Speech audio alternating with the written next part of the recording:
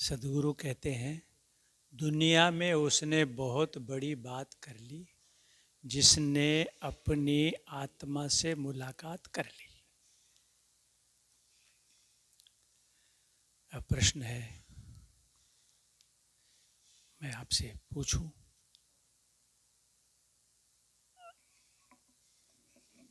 आवाज और शरीर से कमी धीरे निकलती है, ज़्यादा नहीं है। बहुत बोलने वाले को भी मौन साधना होगा और बहुत जानने वाले को भी स्मृति खोना होगा और बहुत भीड़ भी छट जाएगी, टूट जाएगा नाता। जीव पथिक आया इकला ही और अकेले जाता। ये सदगुरु अभिलाष देव का एक पद का एक लाइन है। बहुत बोलने वाले को भी एक दिन ऐसा आएगा, मौन हो जाना पड़ेगा। हमारे सदगुरु विशाल देव के प्रथम शिष्यों में से उनके पीछे शरीर छूटने के बाद में सदगुरु श्री प्रेम साहिब नाम उनका, यथा नाम तथा गुण। जैसा प्रेम वैसे प्रेम के सागर, बिल्कुल बालक के समान हृदय, निर्मल मन, ऐसे संत 3-3 4-4 घंटा ये बोलते थे। एक दिन ऐसा आ गया जब हमारे अभिलाष देव, उनके गुरुजी सदगुरु राम सूरत साहिब लखनऊ में थे और मैं भी जो है लखनऊ पहुंच गया तो वहाँ पता चला भाई जो अभिलाष साहिब देव आए हैं यहाँ पे उनके गुरुजी के साथ। तो मैंने पूछ लिया कहाँ हैं, तो कहे वो मुजापुर गए हैं श्री प्रेम साहिब के दर्शन करने, आज आएंगे। बाकी तो मैं फिर ठहरा नहीं वहाँ, तुरंत जैसा सामान बिस्तर था उठा लिया, चल दिया वहाँ मुजापुर, जहाँ विशाल देव का शरीर छूटा। वहाँ तो स्नान किया, भोजन प्रसादी पाया, तो अभिलाष देव जाने के लिए श्री प्रेम साहिब जी के पास आए, कुछ रुपए चढ़ाए और मैं भी जो वापस आने के लिए मैंने भी तैयारी कर लिया था। तो उन्होंने चढ़ाया तो श्री प्रेम से बैठे थे खुले, जिसमें बैठा हूँ पालती लगा के। तो अभिलाष देव ने रुपए चढ़ा के बंदगी करके और सिर जो है वो प्रेम साहब की गोदी में टेक दिया और कहा कि दोबारा पता नहीं मिलन हो ना हो, आशीर्वाद दीजिए, बोले आशीर्वाद दीजिए। तो मैं खड़ा देख रहा था, सुन रहा था। तो श्री प्रेम साहब ऐसे ही थोड़ा मुस्कुराए, तो गोदी में सिर लिए रहे, टेके रहे और कहा कि आशीर्वाद दीजिए, बोले। तो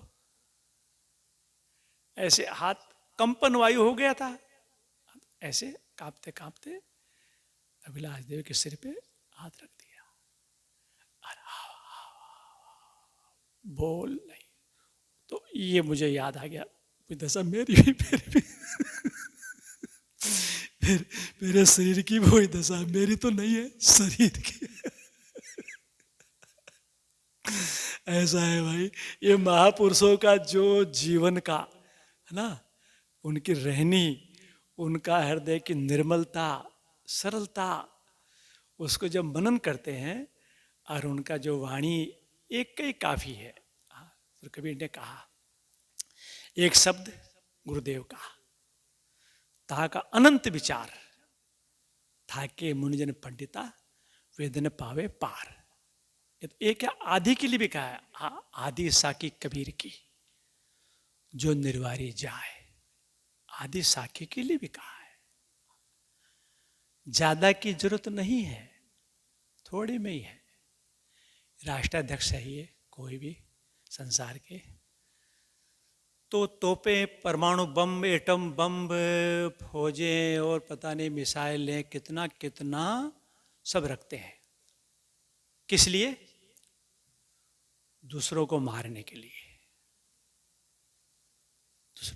दूसरों को मारने के लिए रखते हैं, दूसरों को मारने के लिए। हाँ? अगर खुद को ही किसी को मरना हो, राष्ट्राध्यक्ष जो भी हैं संसार के, खुद को मरना हो तो इतना जो है परमाणु बम, एटम बम और ये मिसाइलें, ये फौजें, इनकी आवश्यकता नहीं है। ये तो दूसरे को मारने के लिए है। अगर खुद को ही मरना हो तो एक हाथ भर का कोई चाकू छुरा लिया और पेट में घुसा लो, मर जाओगे, सिर छूट जाए, खत्म हो जाओगे, ज्यादा जरूरत नहीं पड़ेगी। इसलिए थोड़ा में ही है। ज्यादा तो दूसरे को कहने के लिए, समझाने के लिए, उपदेश ज्ञान के लिए सीखना पड़ता है, पढ़ना पड़ता है, याद करना पड़ता है। तो खुद के लिए ज्यादा की आवश्यकता नहीं है। तो बात मुझे याद आ गई, शरीर बोलने के ऊपर बात याद आ गई थी। हाँ, तो वहाँ की मुझे बात आई भाई। वो 4-4 घंटा बोलते थे, लेकिन आखिरी में नहीं बोल पाए, क्योंकि स्वरूप में कुछ है ही नहीं। चेतन में ये जो पंचकोश हैं, अन्नमय कोश है, प्राणमय, मनोमय है, और ये जो है विज्ञान, आनंद, ये पंचकोश, कोई भी कोश चेतन के स्वरूप में नहीं है। इसलिए जो भी कुछ है बाहर से है, आरोपित है। तो मैं कह रहा था, शुरुआत किया था, दुनिया में उसने बहुत बड़ी बात कर ली जिसने अपनी आत्मा से मुलाकात कर ली। तो हमें आत्मा को जानना चाहिए। बताओ, आपकी आत्मा कहाँ है? बताओ, आपकी आत्मा कहाँ है? बताओ। हाँ? जिससे पूछूंगा वो बोलेंगे, भाई ये बोलेंगे। आपकी आत्मा कहाँ है बताइए? अपने अंदर। अपने क्या चीज है?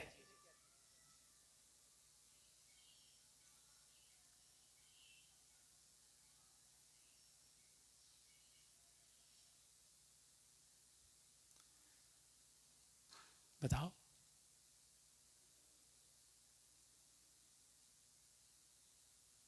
ऐसा कहो, शरीर में। आपकी आत्मा कहाँ है? शरीर में, वर्तमान में शरीर में है। तो आत्मा का स्वरूप क्या है? आत्मा कैसी है? उसका आकार क्या है? मैंने निवेदन किया, जिससे पूछूंगा वे ही बोलेंगे, दूसरा नहीं। बताइए, आत्मा कोई वस्तु है कि नहीं है? वस्तु नहीं है। अभी शरीर में आत्मा है कि नहीं है? है। और आत्मा के होने से ही बोल रहे हैं। अर्थात जो बोल रही है, ये बोलने वाली आत्मा ही है। अभी शरीर में आत्मा है और आत्मा के होने से ही बोल रहे हैं। सदगुरु कबीर ने कहा है, जब लग बोला, जब लग बोला तब लग ढोला, और तोलो धन व्यवहार, बोला गया ढोला फूटा, कोई न झाके द्वार। जब तक शरीर में ये बोलने वाला आत्मा है, तब तक ये शरीर रूपी ढोलक बज रही है। अर्थात उठ रहे, बैठ रहे, चल रहे, फिरे, आ रहे, जा रहे, ले रहे, दे रहे, खा रहे, पी रहे, खेल रहे, कूद रहे। कब तक? जब तक ये बोलने वाली आत्मा शरीर में, तब तक। और जब तक शरीर में बोलने वाली आत्मा है, तब तक नाता भी है, पति पत्नी से, पिता पुत्र से, भाई भाई से, सास बहू से, गुरु शिष्य आदि से नाता भी है। जब तक ये बोलने वाली आत्मा शरीर में है, तब तक है। परंतु और जब तक बोलने वाली आत्मा है, व्यवहार भी है। मकान दुकान से, खेत खलिहान से, प्रॉपर्टी, संपत्ति, कारखाना, फैक्ट्री, मिल, कुछ भी कह लो, इनसे व्यवहार भी है। परंतु बोला गया जिस दिन शरीर में से बोलने वाला निकल गया आत्मा चेतन, बोला गया और ढोला फूटा, शरीर लुढ़क गया। फिर कोई ने झांके द्वार, फिर कोई भी आने वाले द्वार मने उस लाश का मुख भी देखना नहीं चाहेंगे। कहेंगे भैया देखो ढक दो ढक दो, जो था वो तो निकल गया, अब ज्यादा देर मत रखो, जो भी कुछ क्रियाक्रम करना है कर दो। फिर तो जो पुत्र कहता था मेरे पापा ये मेरे बाबा, लाश को ले जाते हैं शमशान में, लकड़ों पे धर देते हैं, फिर जलती जलती लकड़ी की जो आग है पुत्र ले जाता है लकड़ों में टेक देता है, लो पापा या लो बाबा, धबड़क धबड़क धबड़क खत्म। अब विचार करो इस बात पे कि जिस आत्मा के शरीर में होने से सारा दारमदार है और जिसके शरीर में से निकलते सब बेकार है, वो कोई वस्तु हुई कि नहीं हुई? बताओ देवता। जिस आत्मा के शरीर में जब तक है, जिस पे सारा दारमदार, सारा ज्ञान विज्ञान का आविष्कार किसकी देन है? बताओ। जो ज्ञान विज्ञान का जो आविष्कार है किसकी देन है ये? बताओ, आप बताओ। ये जो भी ज्ञान विज्ञान का जो आविष्कार है दुनिया में, ये किसकी देन है?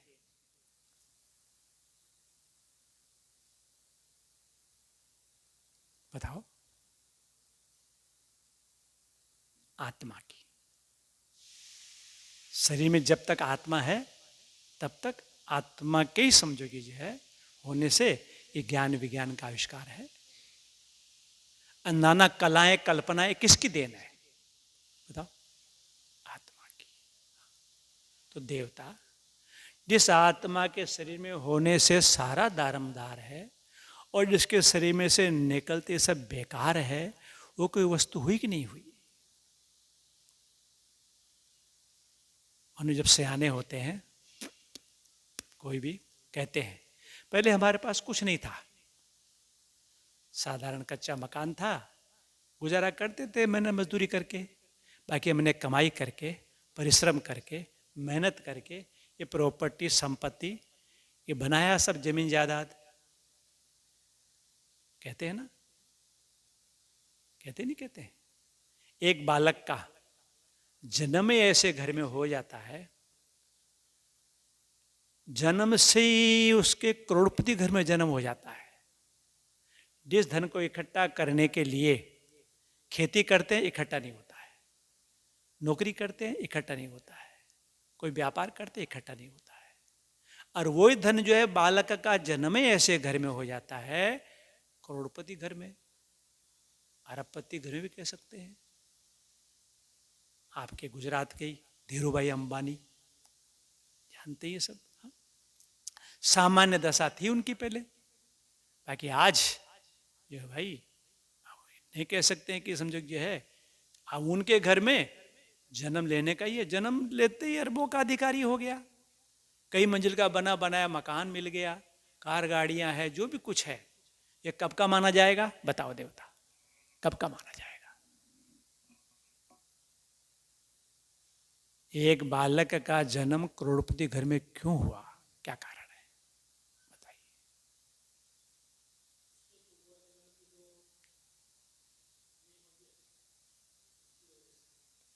ठीक है, किसके? तो बालक का जन्म तो भी हुआ है, जन्म तो भी हुआ बालक का। बालक क्या चीज है? हाँ? आत्मा। ये बात कही। बालक के शरीर में जो आत्मा है वो ना, शरीर और आत्मा दोनों अलग अलग है।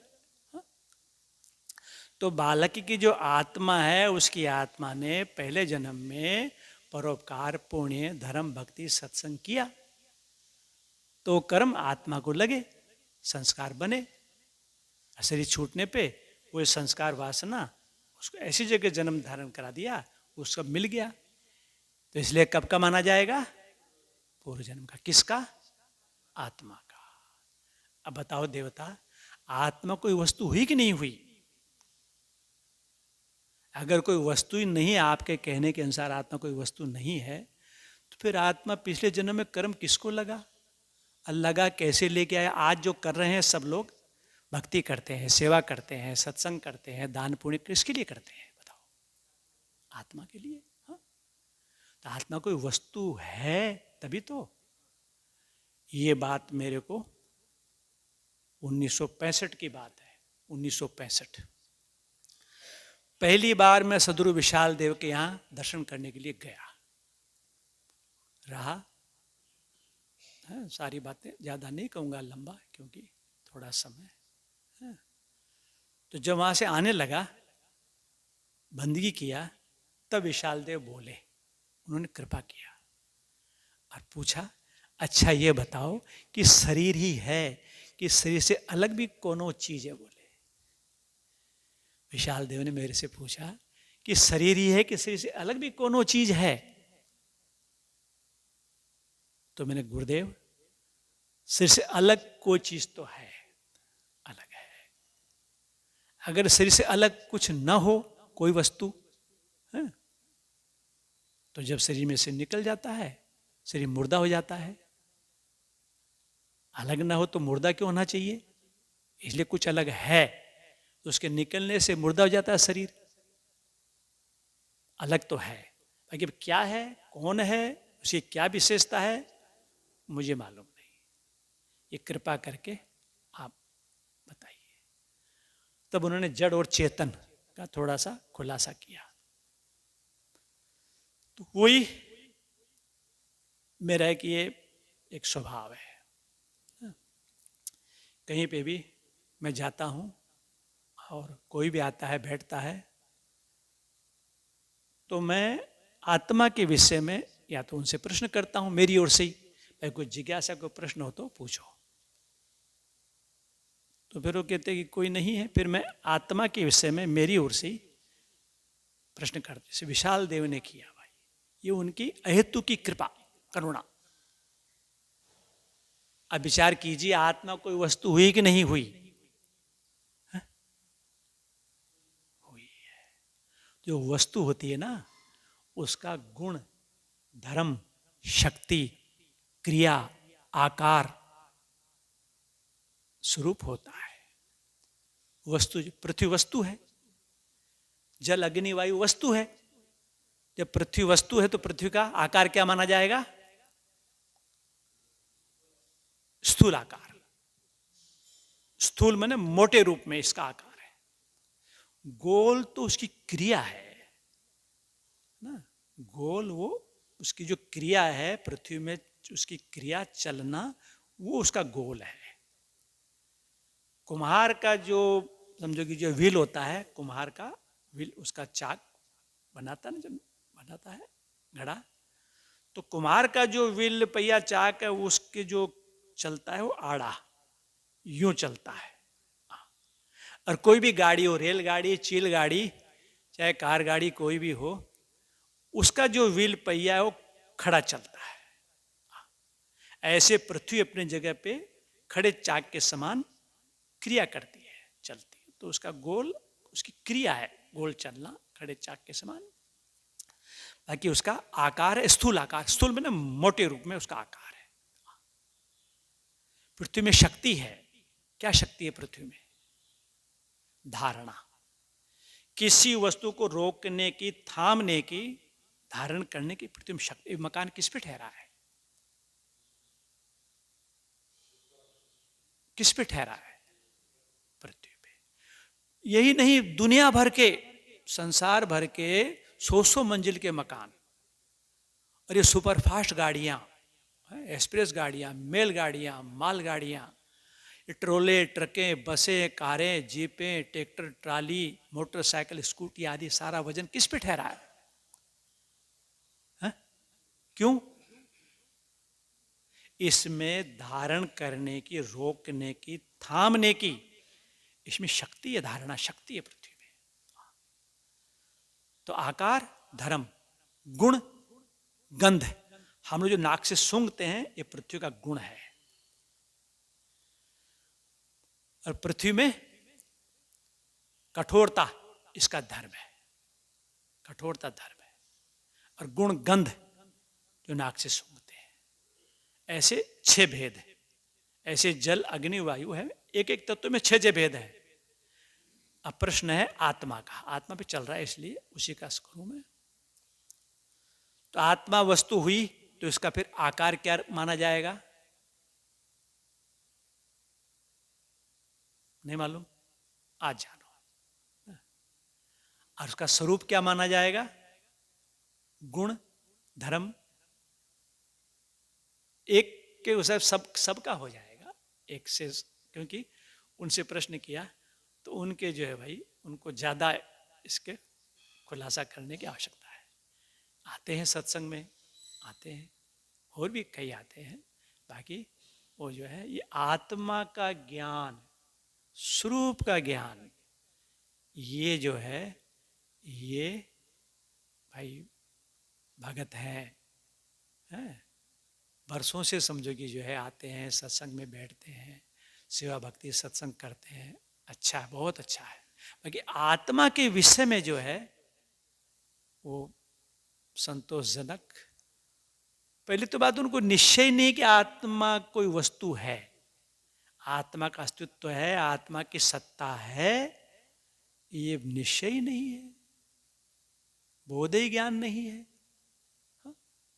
तो इसलिए आत्मा का, तो आत्मा का स्वरूप मेरे प्रभु मेरे भगवान, इन्हें कहने दो। आप तो जानते हैं, कहो। नहीं कह दो, मैं नहीं मालूम, फिर मैं बताऊं आगे। नहीं मालूम तो आत्मा का स्वरूप है ज्ञान, ज्ञान स्वरूप। आत्मा की शक्ति भी ज्ञान, आत्मा का गुण भी ज्ञान, उसका धर्म भी ज्ञान और रंग भी ज्ञान।